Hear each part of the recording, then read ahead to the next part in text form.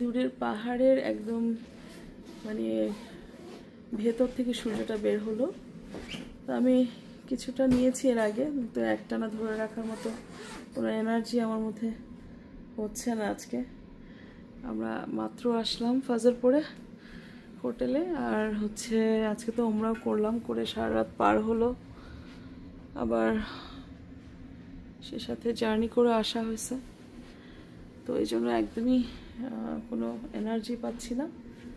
তো এত সুন্দর একটা সূর্যোদয় দেখবো আর একটু ভিডিও নিব না, তা কি করে হয়।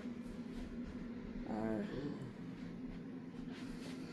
সেটাই, কাপড় চোপড় এলোমেলো করে রাখছি। আসলে এই যে সূর্যোদয়ের ছবি, পাহাড়ের শুকনো একদম খড়খড়া পাথুরে পাহাড়ের ভেতর থেকে সূর্যটা উঠলো। খুবই একটা সুন্দর সিন। কিছুক্ষণ পরে কিন্তু পুরোটা সাদা রঙের ঝলমলে আলো হয়ে যাবে। আর সূর্যের ঠিক উপরেই সামনেই একটু মেঘ জমে আছে, যার জন্য ঝলসানো বা ডিমের রঙিন হলুদ ডিমের কুসুমটাকে উপরে একটু কালো শেড আসছে। এই তো এটা হচ্ছে অরিজিনাল মক্কার সিন। পাহাড়ের গায়ে গায়ে ছোট ছোট বাড়ি।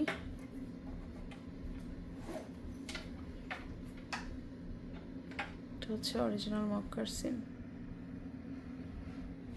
এরকম পাহাড় কেটে কেটে বড় বড় বড় টাওয়ার বিল্ডিং হয়, 5 স্টার হোটেল, 4 স্টার হোটেল, এগুলো হয় পাহাড় কেটে কেটে।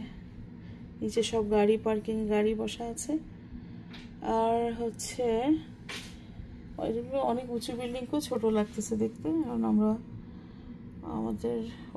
আমাদের রুম হচ্ছে 12 ফ্লোরে, সেজন্য নিচের গাড়িগুলোকেও ছোট ছোট লাগছে।